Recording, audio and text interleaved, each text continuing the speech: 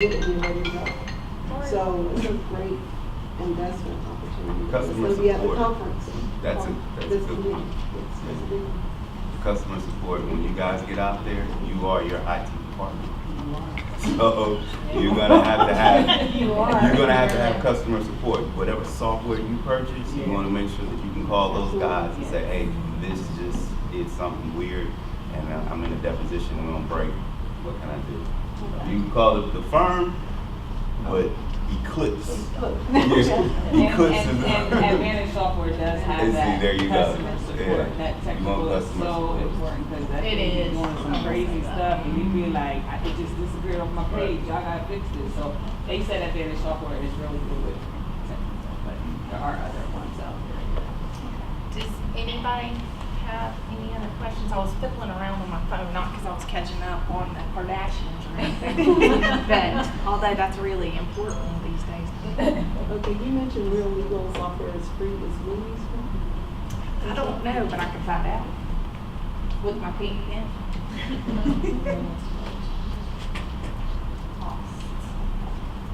Okay, does anybody else have any questions?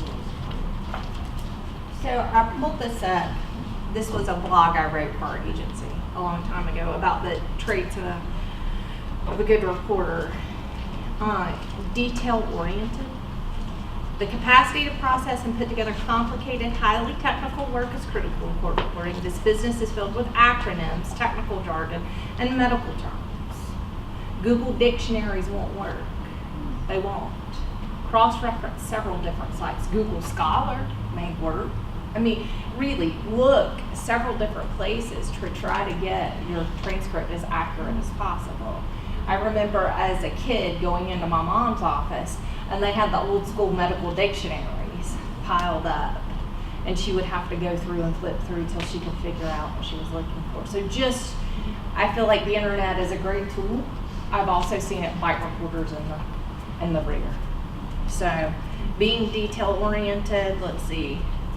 In spite of all these mind-boggling words, it's the reporter's responsibility to deliver an accurate product. The best reporters use medical dictionaries, do online research, and examine all exhibits to ensure the transcript accurately conveys what is discussed at the deposition. Willingness. A willing reporter goes a long way. The ability to be flexible in this industry is a must when you consider last-minute venue changes, add-on deponents, and a need to keep track of names flying at you from all directions. An example that I'll use from that is 2 weeks ago, probably one of our more seasoned reporters that's been with us 20 plus years. We did a network job with a friend of ours in another state. They asked us to bring a phone to the deposition site because there was no phone for other attorneys to call in. Okay, we get the phone, we get it to the reporter, she gets there. Guess what? There's no phone jack in the room. The networking agencies, our friends, didn't check that as they were putting the room together, unfortunately. What the reporter was able to do is think quickly on her feet, gather up 3 to 5 attorneys and a deponent, and move them to another location in the city through her contacts in the community. I sent her flowers afterwards because I'm just like, that takes a tremendous ability to be agile, flexible, not to panic, to sometimes be the most composed person in the room to figure out stuff like that. It's not in the job description, guys, but it happens. Or ladies. A pleasantness. Reporters perform a function, reporters provide a service. We're in a service-based industry. The best reporters avail themselves to clients, or answer questions, and offer a smile, even in the face of a deposition where a client's being so softly that you want to give them a megaphone and ask them to use their outside voice. Because sometimes you will. You'll have to be pleasant when you're like, excuse me, sir, could you please speak up? Would you like a bottle of water?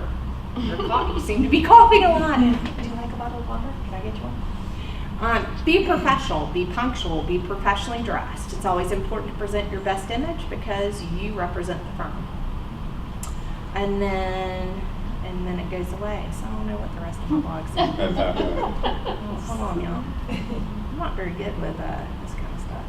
So you get the drift of what this work is like. I mean, it is. It's a lot about being nimble. It's a lot about being professional, pleasant, and detail-oriented. So, yeah, that's what it's like. Does anybody have any stuff they want to talk about that I didn't cover?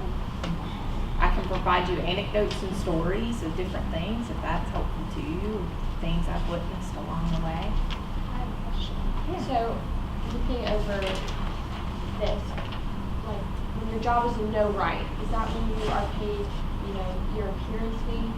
And takedown, your appearance fee and takedown comes into play there. Yep, exactly.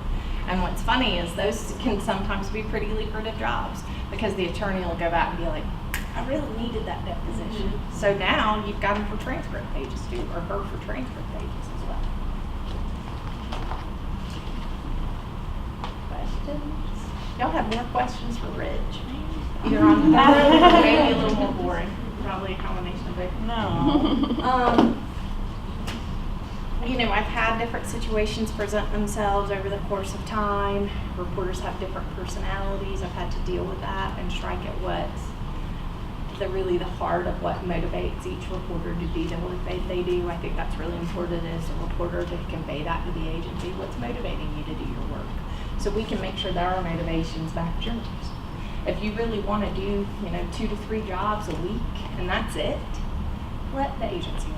If you want to blow it off the roof and be a high-volume court reporter who's willing to get every certificate known to man to advance their career, let us know that. It's important. My husband says it really well. He says, let's level set expectations. I think that's beautifully said. Let's level set expectations. Let us know how we can help you and how you can help us. How much real time are the clients wanting real time more now than before, or? I get a real-time call maybe twice a month. I don't get it that often. I had a new reporter say to me just yesterday, or a current student actually was going to sit for the test at the end of the year, say, hey, should I get to explore real-time? Or if I was to work for you guys, would that make it more appealing on the hiring side? I'm like, not necessarily. I mean, I have kind of mixed feelings about real-time. What do you think, Mark? You have an opinion on that? I always think the more letters you have behind your name, the more That's true. the more money you can make. That's true. But it's supply and demand.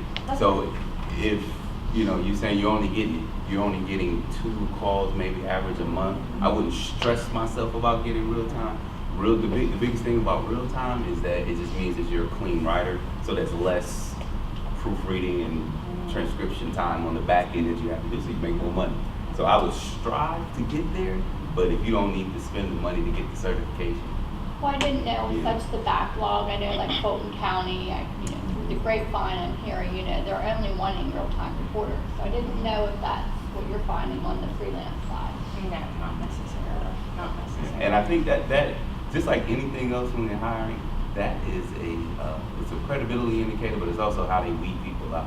That's what they want, but Sure. I think they're getting what they can get right now. Sure. And Yeah, I think that's a good twist on it. The question becomes, what if we did have it? Because we used to, our philosophy, our family business has changed. We used to say, we don't have a lot of work, don't have a lot of reporters. Now I'm like, get more reporters, get more work. Mm-hmm. Could I say, if we had more real-time reporters, could we snag more of that work? I just don't know. Perhaps. But what if I looked at it the other way and let the jobs dictate to me, or the people calling in dictate to me what we were going to do as a business? I'm saying it's not that big a deal because I'm not getting that many requests. And you charge more for it? We do, for sure. How much more, if I can ask? Yeah, probably 25% more. Per page? Per page, yeah. So is the urgency out there in the field has changed over time because of the retiring of the court reporters? If that's what's causing this, oh my God, we need reporters. The retiring of court reporters? Is that what it is? Let's see, I don't know, this is being recorded, so. Pause. On the record or off the record? So on the record, yeah, I would say it's an aging out. There's an aging out going on. Look at it like a pipeline. I always look at stuff in that way. That's how my brain goes. So you got folks at the end of the pipeline aging out. Fewer and fewer coming into the pipeline for various reasons. Fewer and fewer coming into the pipeline, and it's creating a real urgency. And on your side, a tremendous demand. You're in need. Your skills are in need.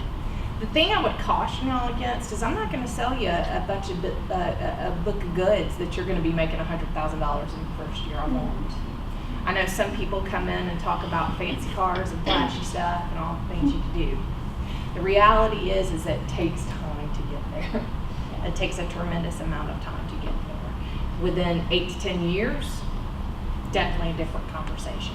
But a new reporter coming in, taking it slow, being very deliberate, becoming the best reporter you can be should be one of your main motivators. It's certainly one of my main motivators in taking it. Any more questions? No? Well, that's it. I could talk to you a few more minutes about things that I've experienced with different reporters, but I'll let y'all just tell me, I guess. If you have anything. All right, thank you, Janna. You're Appreciate welcome. These are the civil practice rates. Rich didn't talk about that. I thought I would throw these out there to y'all. Reporter rates are proprietary. So if you work at a courtroom, these are the rates you're going to charge. I don't know if y'all have seen that or not. And any questions you have for Rich, let me know. Please be honest on your survey. I would love to hear some feedback. I try to listen to it. I can't say my brother would, but I will. What do we have to do? Because I feel like I'm school of market, whatever, we're trying to get this going to start executing. Because I'm kind of in that sort of general area where I'm just like, kind of all this stuff, not done but experience. So like freelance, be it decisions or whatever. What do I need to do to get that started? To get the whole externship process started? Yeah, with us specifically. Just reach out to me. I can send you my contact information. Okay. You can set up. I've met you several times. Yeah. That you can come in and talk, and we can match you. I will say patience and giving me some lead time is really important. This is what I've learned with our externship process, is that the more time you give me, the better off we are. Kimberly, you could probably speak to this because she's been with us on externship stuff, is just, what do you think the key to it is? I'll let you talk from your experience. Being patient and knowing that sometimes jobs will fall off the books. Reporters don't want to be matched with a mentee in this particular setting because the case is contentious. It's a little bit more involved to get those freelance hours accomplished than you would think. But it definitely happened. Yeah, definitely a lot more involved than what I expected. But and working with a good agency, such as your agency, made the process a lot easier, for me. Sitting in with Rich in the courtroom, prior to my externship, I was a little undecided on, you get the question all the time, do you want to freelance or be an official reporter? And after sitting in with Rich for a few days, I kind of, got my answer, and that's to freelance, in the beginning. So it was an excellent experience for me. And it's, again, especially if you get with a good agency who, during the process and even after the process, Janna has, stayed in contact with me, and, she checks in on me to see how I'm doing with my certification process. And so it's been good. I got 2 questions here. This is a Rich question. Let's see. Yeah, I don't know. Those are definitely, I'll get those. Those are important questions. But thank you guys so much for being here, and thank you to Mark for organizing this. And for you guys, this is a really great place to be. I'll say again, don't just get certified and leave. Don't pull the ejector seat on a place that can support you in your career. Not just as a student, but as a working court reporter. So stay the course at Brown. You're in an excellent place, surrounded by really great people who are gonna help you get to the other side. Don't be frustrated if you don't become certified within the first step. You know, as Rich said, he's very smart. And it took him a couple of practices. It intimidates me too much to want to get certified. That's why I run the business, you know? And so, yeah, just stay the course, guys. And you're already doing such wonderful things. So thank you for having me today. Thank you. Thank you. Thank you. Sure.